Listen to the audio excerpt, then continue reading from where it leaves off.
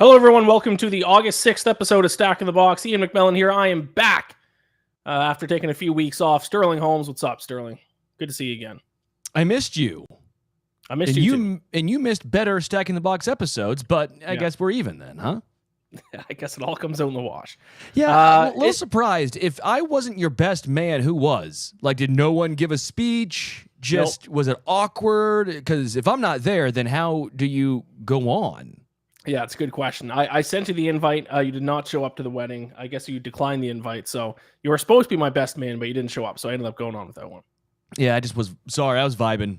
I just couldn't do it with a Canadian. I just couldn't do it. Too much. You actually tried to. They didn't allow you to cross the border. Just You're too much. Not allowed in the country of Canada. Way too much red, white, and blue just coursing through my veins. Yep. Bald eagles. Yep. And cheeseburgers. Yep. Thrive around me. Yep. Not drinking milk from a bag. Come on. You keep bringing up the milk from the bag. It's kind of old school. We don't really do that much here anymore. Well, I think you can still buy it, but I don't think many people do. And I can't make fun of poutine because poutine's delicious. Yeah. You bring up the moose, the beaver. Yeah. It was kind of cool though. Yeah. The milk in the bag is the one weird one that we don't really do anymore. I haven't seen anyone drink milk from a bag in a while. Shit. I did growing up, but it's kind of gone. Okay. I'll think of some other weird things Canadians do, and I'll start throwing that as a dig, okay? Yep. I'm sure you'll find one. I mean, you can blame us for the forest fires. I hear it's very smoky in the States now because of our forest fires. Yeah, bleep you, man, for the forest fires. I feel bad for you. I hope everyone's okay, and that's really, really sad. But I'm getting smoke, and now my allergies are bad because of Canada. In my home province of Nova Scotia, they have recently banned people from going in the woods, which is extremely difficult. What do you like? Nova Scotia, because if you don't live in Halifax, you probably live in the woods somewhere, which is like where I grew up. Not allowed to be in the woods. So I guess you just have to stay home, and it's because of the forest fires. All right, let's talk football. Can we officially say football's back or no? Oh, I've been saying football's back. Once training camp starts, I think it's back. It's back when training camp starts. I think it's back when the Hall of Fame game kicks off. So regardless, it's back. I care more about training camp than the Hall of Fame game. There, I said it. Yeah, the Hall of Fame game, it's fun to watch a series just to see guys in different colored jerseys hit each other. You got the broadcast, Chris Collinsworth on the call. So it just kind of watch a series or two just to like get the feel of football a little bit, and then you just shut it off. Big news in the NFL the past couple of days that we're going to start off with here is ESPN is acquiring NFL Network in exchange for 10% equity stake in ESPN. Most notably, the thing that most people are talking about related to this acquisition is NFL Network. Red Zone, which was ran by NFL Network. Is now obviously going to be run by ESPN. It looks for the most part like this year, Red Zone is still going to be the same. Scott Hansen came out and said that he's still going to be hosting Red Zone. Are you concerned that Red Zone, that ESPN's going to screw it up, basically? Don't mess with it. I'm not too worried. Like, if I'm being honest, I think we're all going to push back and be angry and upset and irate, and then the next thing we'll know, we'll say, oh, yeah, it's fine. It's still pretty good. As much as it's fun to rip on ESPN and sometimes these big conglomerates, end of the day, a lot of times they still do know what they're doing. There's a reason why they got to where they're at. Yeah, some aspects were a lot better when we were younger. Some of that's nostalgia. Some of that is just, okay, maybe it did get worse. Too much red tape, less creativity is allowed. End of the day, I don't think they'll mess with it too much because it's already so good. They need to keep Scott Hansen as the host. He is Red Zone to me. Correct. If you leave Scott Hansen, then you're probably fine. Yeah, and I know at the end of last season, so I guess it was more NFL Network, they played, wasn't it the 1 week they had commercials? So like he had to switch up his pre-show phrase. 7 hours of commercial-free football starts now. He had to switch that because they actually showed commercials. I was angry. You can't do it. There are very few television programs, especially sports programs nowadays, that are perfect. And Red Zone might be the most perfect 7 hours of television that exists right now. It's so pure. It's perfect. Yeah, it's pure. No commercials. They've tried red zone with other sports, or at least a version of red zone with other sports. It doesn't work with basketball. It doesn't work with hockey.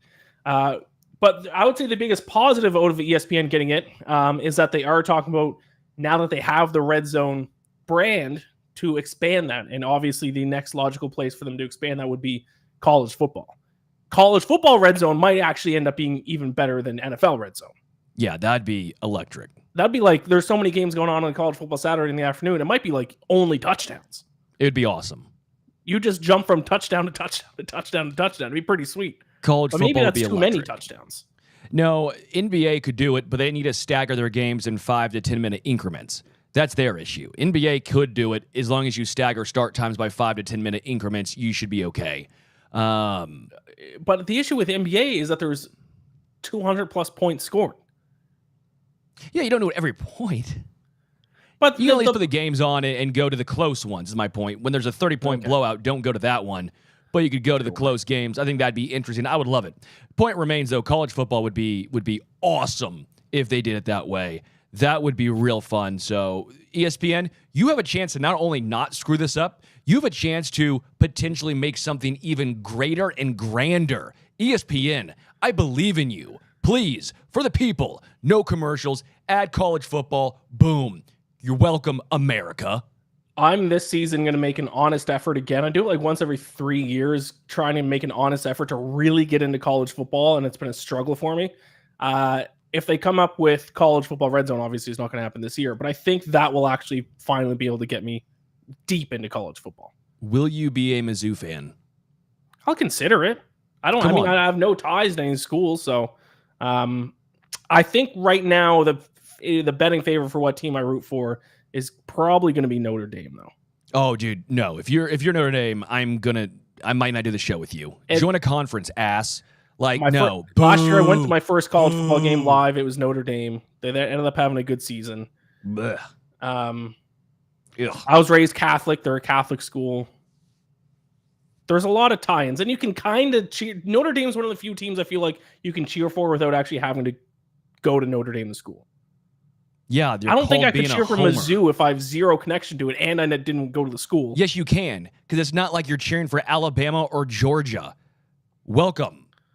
Yeah, I guess so, but I have zero other connection. At least I have like the Catholic connection with Notre Dame.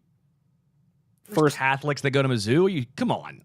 Mizzou's not a Catholic school, though. Yeah, but I know Catholics that went to Mizzou. Come on. Oh, there's Catholics that go to every school. That's my point. We'll see. We'll see. I'd say right now Notre Dame's the front runner. Maybe you can put together like a, I got it for you. James Franklin. Okay? James Franklin, quarterback, went to Mizzou, played in the CFL. Boom. You're welcome. Okay. Well, there's a lot of college players that played in the CFL. He was good, though. Producer Sean says, join me on the Colorado bandwagon. No, I think I'm all set on that. I'm good. Trying to think of who... Maybe there could be something to be said about a CFL connection, though. You know how much fun it would be if we could root for the same team, Ian, and not just argue? It would be amazing. That would be fun. Mizzou. Great colors. Black and gold. Yeah, they remind me too much of the Steelers, though, and I don't like the Steelers. No, but they're not like the Steelers because they're better and cooler. Are they going to be good this year, Mizzou? Yes, maybe. Okay.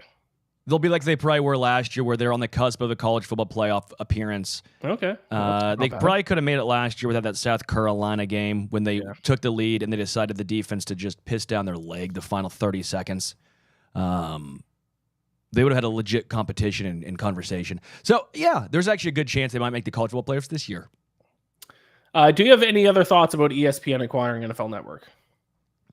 I think people are going to be really upset by it, and then it'll blow over. Remember when Pat McAfee joined ESPN and everyone just pushed back and they go, you're going to ruin Pat McAfee. Yeah. And then now, any update on if people hate ESPN's Pat McAfee show? The people who liked Pat McAfee originally?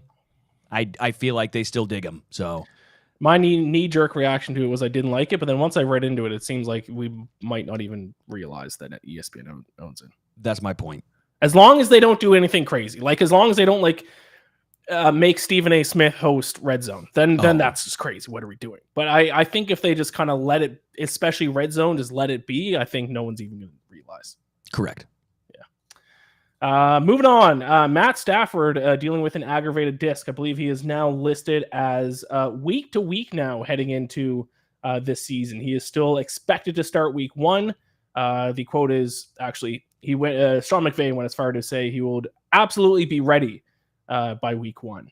But still, that's got to be a little bit of a concern for Matt Stafford, who he showed a little bit of regression last season, and he's certainly not getting any younger. He's had a lot of injuries. Yeah. He's played through a lot of injuries. Yep. No one will ever say he's not tough. He's played well through a lot of injuries as well. So, yeah, it's a great call. He is very tough. Back injuries always scare me, man. You can't tough your way through a back injury. You can't tough your way through a back injury. Yep. And, again, it sounds like it's not super serious. He'll be ready to go week 1. It's something to monitor, I think, more than anything else. We'll see how it affects him play to play, game by game. He'll probably be limited in a lot of practices this year, but when you're 38 years old, I think you're probably missing 37. You're probably missing some of those practices to begin with. You're probably just doing more walkthroughs than anything else. It is intriguing though, because that Rams team, while their defense has improved a lot post Aaron Donald, right? I like some of the moves they've made. That still is an offense first team. And that offense runs through Matt Stafford, so he's got to have to get that back right for the regular season. Yeah. Rams also extended Kyren Williams, I saw recently as well. So. Yeah, 3 for $33, $23 million guaranteed. You look at the contracts, it felt right in line with where he should be. Running back market's very interesting, where there's a couple of very high-priced guys with Saquon and Christian McCaffrey. Then it jumps down to Derrick Henry at 15, but it really is, Saquon at 20, 19-ish is McCaffrey, 15 Derrick Henry. Then you get down to the Josh Jacob type territory at 12-ish, Calvin Kamara at 12.5. Yeah, I think it's fair for where Kyren Williams is. His perception's very split.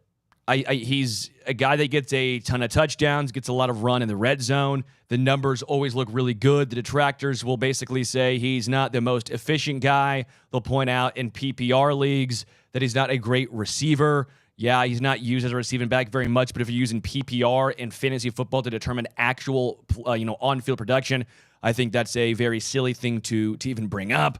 But I think you look at like James Cook out in Buffalo, you're probably looking at a very similar contract for him.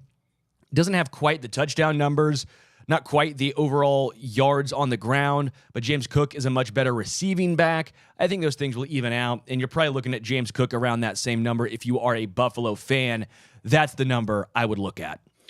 My issue with Kyren Williams, I'm not a huge Kyren Williams guy. I do think his touchdowns kind of cause him to be a little bit overrated. Only 4.1 yards per carry last season.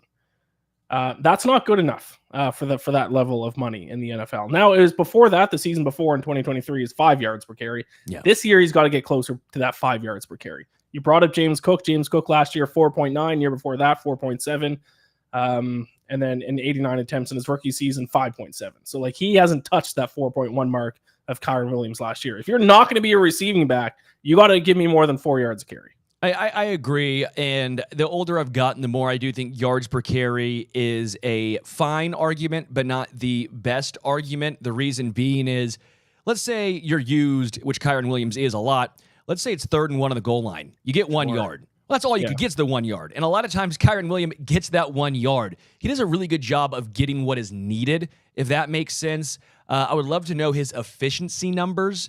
If it's 3rd and 2, it's great if you pick up 10, but you only need 2. You got to make sure you get that 2 more than anything else. Let's say, for example, he would always get 3rd and 2. Let's say 3 times you get the ball on 3rd and 2. You get 2 yards every single time and pick it up, so you're 3 for 3. Well, now let's say someone busts off a 15-yard run on 3rd and 2, then gets stuffed on, they get 1 yard on 2 of the other 3rd and 1s. Well, you have 18 yards on 3 of those 3rd and 2s. Your yards per carry, 6, but you only picked up 1 first down. Kyren Williams would go 3 for 3 with only 6 yards. That's only 2 yards per carry. I think at times, again, there's some nuances in there. 4.1 obviously isn't great, but I don't think it's detrimental for how he plays the game out there in LA and how they use him. Yeah, that's a fair enough point. Yeah, if you are used a lot in short yardage situations, 3rd and 1 or 3rd and goal, and your job is just to get that 1 yard, and you do, it's going to affect your your yards per carry numbers, but you are kind of being effective. Because Buffalo, for example, will use Josh Allen in those situations, a lot of 3rd and 1s and 4th and 1s. So it's not like James Cook is going to get that just 1 yard to almost take down his yards per carry, if you will. Again, just some nuances to this. Older I've gotten, the more I think you can kind of look more analytically at the running back position instead of just the traditional yards per carry. And to your point, I just looked up, I don't have Kyren Williams' numbers himself, but I do have the Rams' rush offense last season. EPA per rush, so expected points added per rush, they're 15th. But rush success rate, so that is a play that is looked at as being successful in getting first downs, obviously on 3rd down is a huge part of that. 7th in the NFL in rush success rate. So It seems like they use the rush attack effectively in those kind of short yardage situations. But certainly they're not a run-first offense. They're better throwing the ball. And this goes back to original point. They need Matt Stafford to be healthy to have a winning season. Correct. Keenan Allen returning to the Chargers. Sometimes, what's the saying? What's Matthew McConaughey in that car commercial? To move forward, sometimes you have to go back. Yeah, I guess. Isn't that what he says in the Lincoln commercial, I think it is? Keenan Allen back to LA. 1 year in Chicago. Now he's back. Yeah, exactly. So maybe that's what the Chargers are doing here. What's funny is they would have had Keenan Allen and Mike Williams back this year. Mike Williams retired. Oh, that's right. Yeah. They would have had the band back together. I actually don't mind this for the Chargers. I hate watching Keenan Allen against Kansas City. He is just one of those dudes that always kills the Chiefs. Mike Williams did as well. Always really funny in that regard. But Keenan Allen, I understand it was a disappointing tenure in Chicago. I don't think they had good quarterbacks on the ball. I don't think they had the best game plan. I still think Keenan Allen has some juice left. Not a ton, but some juice left. And now he's not going to be wide receiver 1 in L.A. I know he wasn't in Chicago. Again, that Chicago offense and that team's just always a mess, perpetually. I think Keenan Allen back with Justin Herbert, back now with Ladd McConkey being wide receiver 1 in that regard. I actually like the move for L.A. The Chargers, they're a good team. The AFC West is very, very deep, very strong. I don't think the Chargers are better than KC by any means, but they're building things the right way, and they have now a veteran to help integrate himself in a very young Chargers receiving core. Yeah, that's exactly it. I don't think I'm going to rush to now go bet the Chargers to win the division or to win the Super Bowl because of this move. But you have a veteran presence there for a young receiving core that can help develop them. He's also going to be a trustworthy target for Justin Herbert. Third down, you need a guy who's not going to drop the ball. You can look Keenan Allen's way. I mean, he had 750 yards last year and 7 touchdowns. The year prior, he had 1,207 touchdowns. Yeah. I mean, his 1 year in Chicago wasn't great, but do you take that as Chicago or do you take that as him? I probably a little bit of both, but I think more Chicago than him. If he had 1,250 yards the year before he went to Chicago, and in 1 year there he had some regression, I don't think he fell off a cliff that much. Yeah. Some of the biggest news of the week here, especially amongst NFL players themselves, not happy about this. The NFL has banned the use of smelling salts, saying product can mask concussion syndromes. George Kittle specifically very upset about this. He said he considered retiring. I think he was joking, obviously, but he said he considered retiring when this news came out because he's a big user of smelling salts. I think this came down because last year, and I forget the game, I think Josh Allen got hit pretty hard in one of the games last year, and then he used smelling salts to kind of pass the concussion protocol test afterwards to stay in the game. Have you tried smelling salts? Do you have thoughts on smelling salts? I used smelling salts today when this came down on the radio station. We had our interns go out, pick us up some smelling salts. I do like smelling salts. I used to every once in a while use them for golf. Really? Crack it open before the first tee. Get you going. You get amped, dude. Okay. You gotta feel like Bryson DeChambeau. Get that swing speed rocking and rolling. Yep. Dumb, sure. Fun, yes. Bombs, of course. That's the best part about smelling salts. I'm all in on smelling salts, so I did it on air today, and it gets you a nice jolt of energy. You feel pretty good for about 20 seconds. Yeah, dude, I think it's dumb. I mean, the NFL has been not legalizing things, but like with marijuana, for example, they've basically said, hey, if players like it, we're not going to be as harsh on that. Players like smelling salts. A lot of players use smelling salts. It's what you do to get you a little juiced up. Yeah, you don't do it all the bleeping time. Don't put it directly in your nostrils. But end of the day, I think this is just an absurd overreach by the NFL. I wonder if the NFL is going to try and use this in NFL players' discussions. If they'll say, okay, fine, we'll give you smelling salts back if you play an 18th game. That's somewhat Sure. of what the NFL does. I mean, that was the whole thing with the 17th game. They're like, all right, we'll cut back on testing you for weed if you give us a 17th game. And the players were like, I guess, sure. Like, that was a big talking point of the 17th game. NFL does this. They take something away that the players like, and then they try and give it back to them and show their largesse while adding something that bleeps them over. I think it's more of a ploy than anything else, and I, quite frankly, would be pissed if I were a player trying to see the bigger picture. Quote here, the FDA noted potential negative effects from AI use, which is not artificial intelligence. AI is ammonia inhalant. Yeah. Regarding the lack of evidence supporting the safety or efficacy of AIs marketed for improving mental alertness or boosting energy. It's been around for like 1,300 years. I've never actually used smelling salts. And I played football, college football, high school football. I've played sports my whole life. I've never even had the chance to use smelling salts. Yeah, I literally used it today. USA. Where do you even buy them? I don't know. Intern got it for us. All right.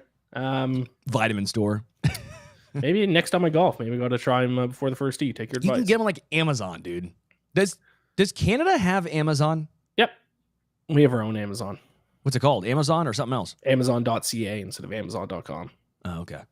It's pretty much the same. A little bit of a less selection. Bezos doesn't care as much about you guys. Yeah.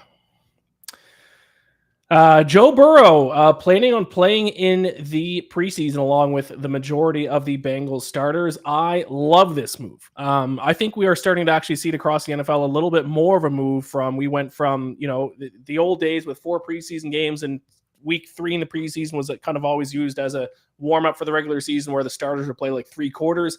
Then we went through a span of starters wouldn't play the entire preseason, and now we're seeing, I think, the pendulum swing a little bit back to where the starters are going to play a ton, but they will certainly get a few snaps in the first 2 weeks of the preseason. Zach Taylor said specifically that the starters will be playing the most in their second preseason game against the Commanders, but he does plan on playing Joe Burrow and the rest of the starters both in week 1 and week 2 of the preseason, which I think is huge for the Bengals because the Bengals have had an issue starting the season the past 3 years. 1-4 to start the season in 2024, 1-3 to start the season in 2023. I think it was 2-3, I think, to start the season in 2022. So they've had a losing record through 5 weeks each of the past 3 seasons. And then every single season, it's like they're playing catch up. They make a late charge late in the season to try to make the playoffs, to try to make up for those early season losses. And those early season losses have been against some bad teams too.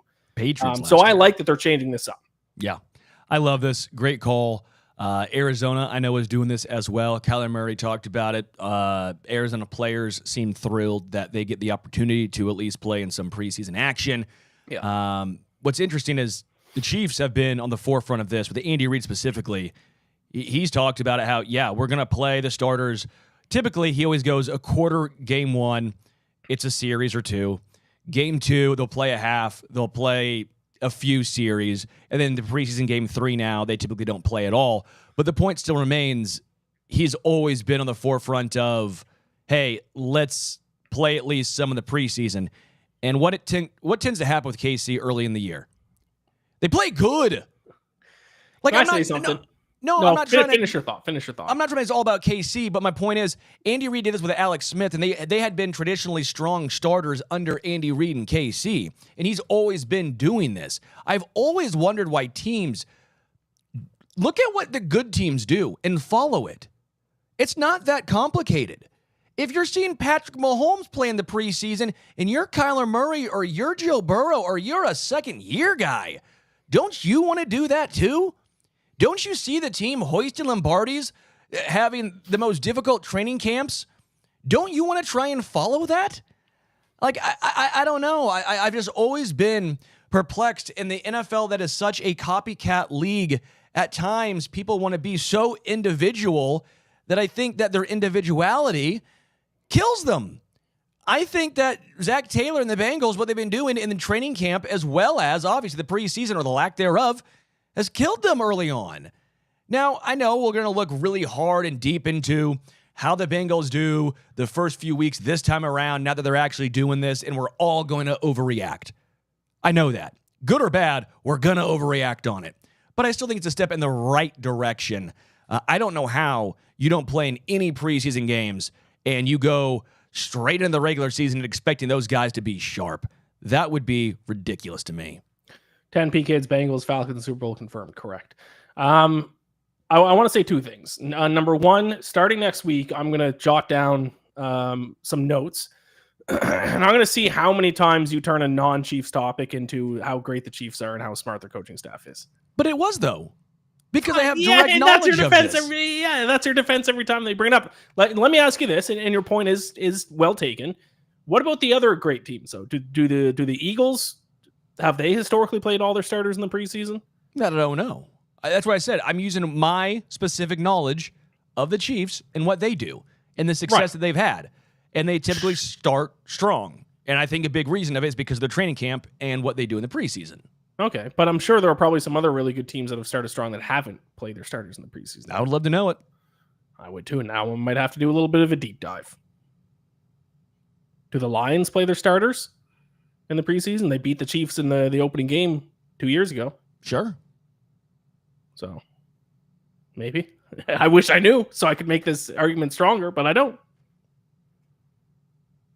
So for anyone keeping score at home, that's once already that Sterling has turned a topic into how good the Chiefs are. We're 27 minutes in, and I brought up the Chiefs one time. We will be talking about more of the Chiefs, actually, because we are going to wrap up on this. I hope you didn't look at the show notes. I assume you probably did. I'm going to list the top 5 most fraudulent teams in the NFL heading into this season. This is my thing. We're going to go through this. I'll go from 5 all the way to number 1. We'll discuss. If you want to then add in your thoughts and maybe a team that you think is fraudulent, then we can get to that afterwards. But I will go through 5 down through number 1 of my top 5 most fraudulent teams. I am the master at picking out fraudulent teams. Do you remember who I called fraudulent last year as my most fraudulent team? Cowboys. No, it was the Jets. Remember how high everyone was on the Jets last year? They're like third to like odds to win the AFC. It was crazy. You were. Before the season before that, the Eagles halfway through, I said this team's fraudulent. They stunk the rest of the way. I'm the king of calling out fraudulent teams. So here we go. From 5 to number 1. Now, I had to put this team on the list. As a caveat, I think fraud is probably too strong of a word for the first 2 teams on this list. But maybe I should have just done top 3, but I did top 5. So for number 5 and number 4, I'm not going to say fraudulent, but I'm going to say a little bit overrated, or maybe that I think they're going to underperform compared to the public's expectations of this team. And of course, number 5 is going to be the Kansas City Chiefs. Note what I just said. I want you to remember what I just said. I'm not calling the Chiefs frauds. Okay, let's bet. I still think they win the AFC West. They still make the playoffs. No, that's fine. Let's make our first bet of the year. I've done pretty well on these. I know you can pick your frauds all you want. I've done pretty well in the bets, head to head. Still have the golf balls you sent me. What we're gonna do, Ian? Okay. The over under for the Chiefs is 11.5. I'll take the under on that. You'll take the under? Okay. Yeah, I'll take the under on 11.5. I think they finish with 11 wins. Chiefs over, which I think is under. Obviously for a team that's made the Super Bowl, feels like 15 of the last 16 years. That would be, I think, failing to meet expectations this year. People are calling that when people say who are the elite teams in the NFL, I think a majority of people would say the Eagles, the Chiefs, the Ravens, the Bills. I don't think the Chiefs belong in that conversation. I think they're one step down. Okay, let's go custom golf balls in this one, you think? Custom golf balls, yep. Okay, cool. Is it 11.5? Let me double. I believe you're right. I think it is. Why would I lie to you, Ian? I know it's 11.5. I've written an article about this already. I think the under is actually the favorite side. Yeah, it's been really hot and the public's dumb. So congrats, Yeah, you're on the flight public favorite side. is the under. Yeah, I'll take the under on that. Yeah, no, it's always smart when you can go against the team that's gone to 3 straight Super Bowls. That's smart. You know, the Chiefs have actually only gone under 12 wins one time since Patrick's, taken over as the starter. Yeah, Yes, I mean, that's smart. The points I'm going to make are the same points I've made 50 times the past year, so we don't need to go over them. But I think they were very lucky to have the record they had last season. Oh, no, I agree. But, I mean, seems silly. All right. Number 4, once again, number 4 is not going to be fraudulent. Kind of more, I don't think they're going to reach the expectations people have for them. That's the Denver Broncos. I'm not high on the Denver Broncos this year. I think they got by on an elite defense last year and some decent variance bounced their way. I saw Bo Nix was ranked like the 56th best player in the NFL in that like top 100 list. Bo Nix had like a solid rookie season, but let's pump the brakes on Bo Nix. And this is a guy who was a Bo believer last year. I was the only guy who believed in Bo Nix heading into last season. And yeah, he had a solid rookie campaign. But is he now good enough to lead the Broncos back to the playoffs in a very competitive AFC? I don't think so. They don't have a very good receiving core. Cortland Sutton's their only decent receiver. They don't really have a running game. I don't think they can get back to the playoffs and have as good of a season they had last year based solely on defense. I slightly agree. I think they're still a good team because I think they're going to be smart offensively. I don't think they're going to make a whole bunch of dumb decisions or turn the ball over a ton.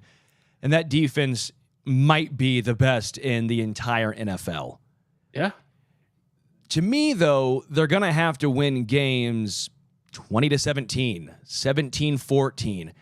I don't know what happens. That's living life dangerously. Yes, and I don't know what happens if a team puts up 21, 24 points on that defense, which will happen at times, obviously, no matter how good you are. There'll be a broken coverage here or a punt return, or you just don't have it. Do you trust the Denver offense to keep up? And I, for one, don't. I don't think they're bad offensively. I think that they have some interesting and intriguing pieces. I think their offensive line is solid.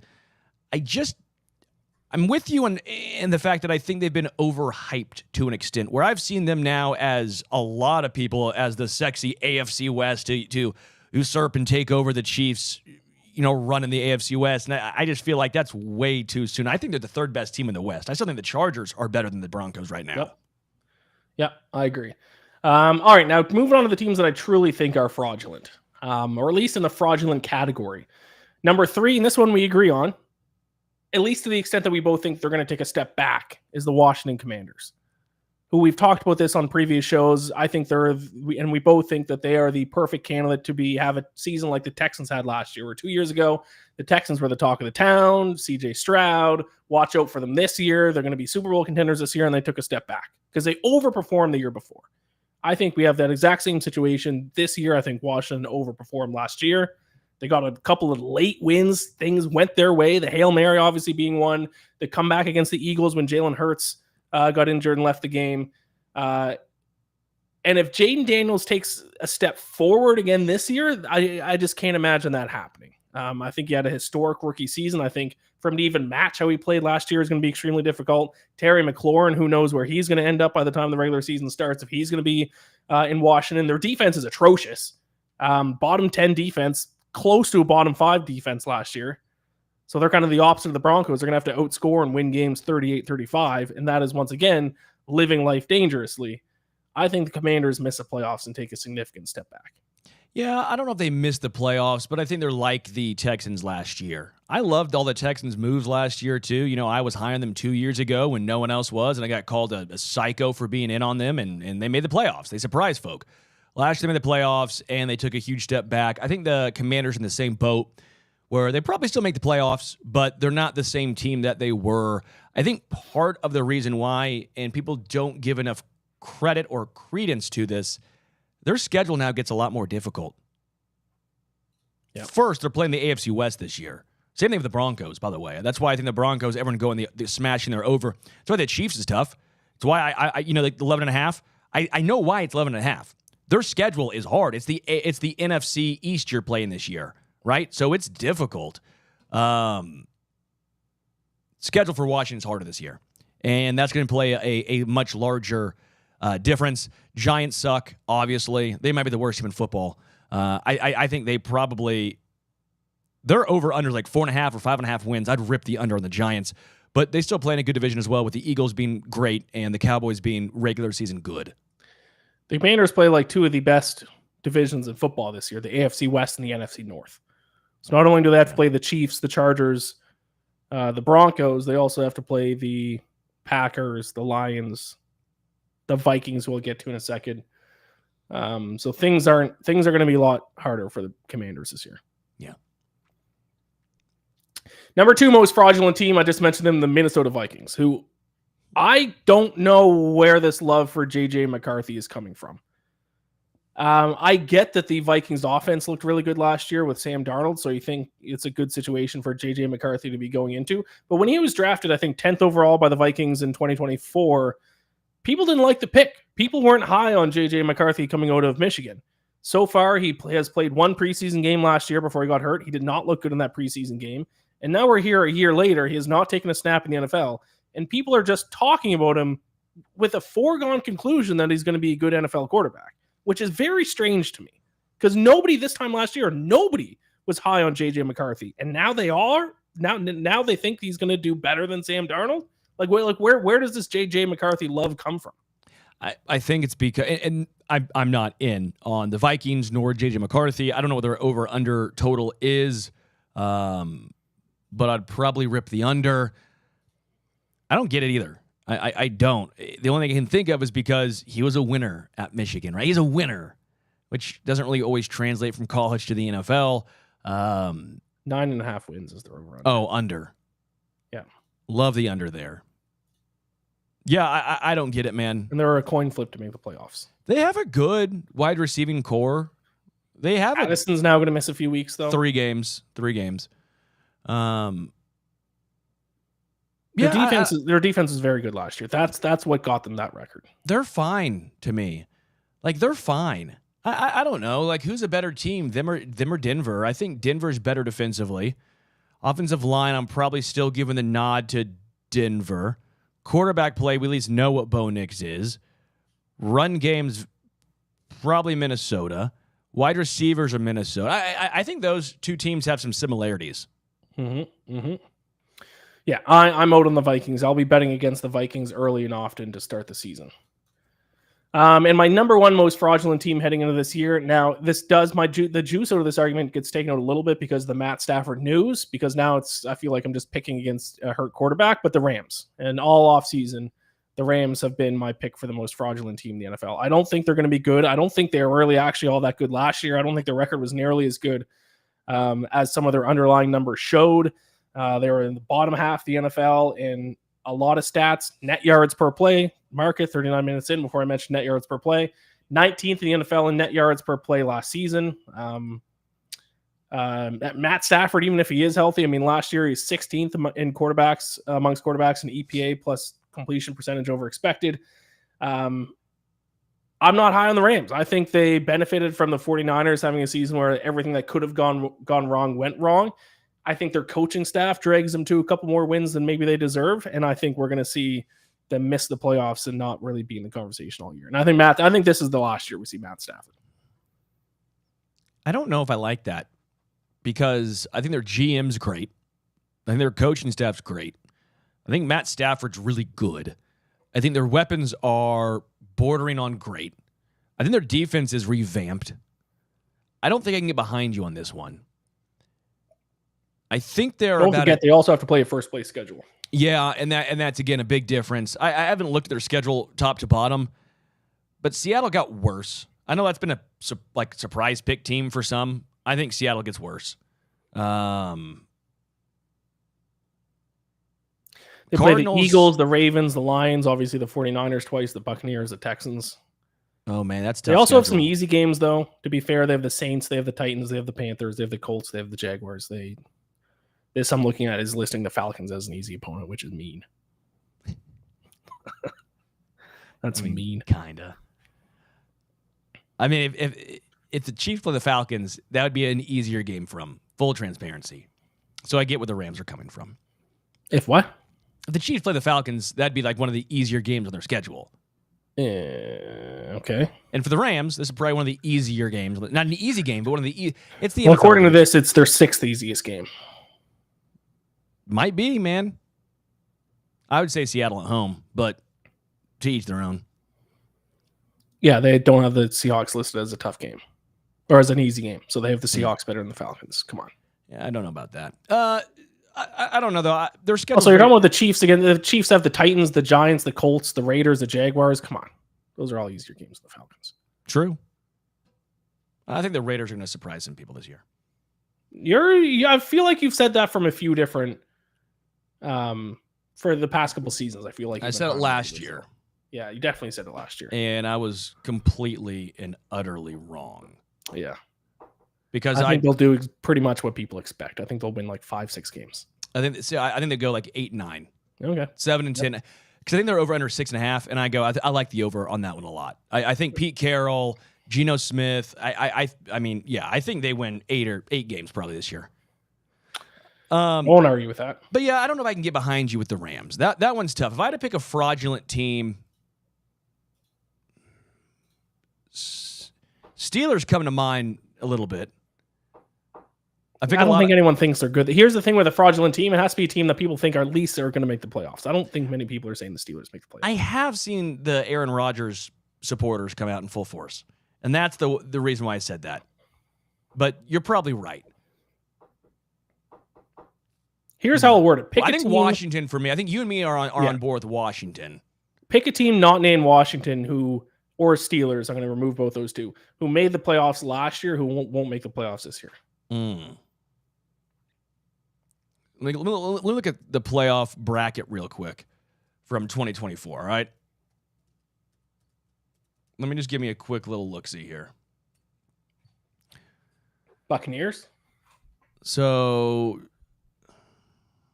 Because there's going to be... So we don't think the Vikings make it. We don't think the Commanders make it. And we don't think the Steelers make it. That's 3 teams that made the playoffs last year we don't think make it. I don't think the Rams are my 4th team that doesn't make it. Denver would be my 4th team. Yeah. Green Bay. Do you think the 49ers bounce back? If you say the 49ers don't bounce back, that counts.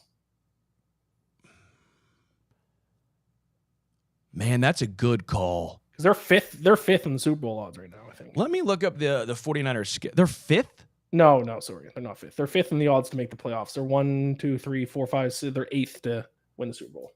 Man, that still seems pretty high. They have the easiest schedule in the NFL. That's what I was going to look up. I was going to look at their schedule because... Easiest by far. Because they have a 4th place schedule. Their toughest games are the Rams, the Buccaneers, and the Texans. Seahawks. I don't play like any actual good teams this year. At Seahawks, at Saints, Cardinals, Jags, at Rams, at Bucks, Falcons, easy.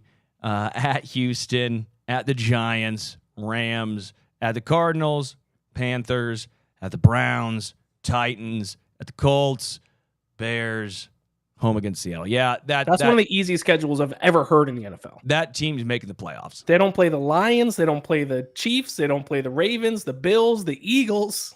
That team's making the playoffs. Like, they play no one. That team's making the play. That team might win 12 games, 13 games. I bet on them to be the number 1 seed in the AFC, basically. What's their over-under? Got over here. Just 1 second. It might be intriguing because they missed the playoffs. Do you ever have to just crack 10.5? Yeah, it's so high for a team that missed the playoffs last year. I saw some concerns with Brock Purdy. I bet them to win the NFC West. I should also bet them to be the number 1 seed.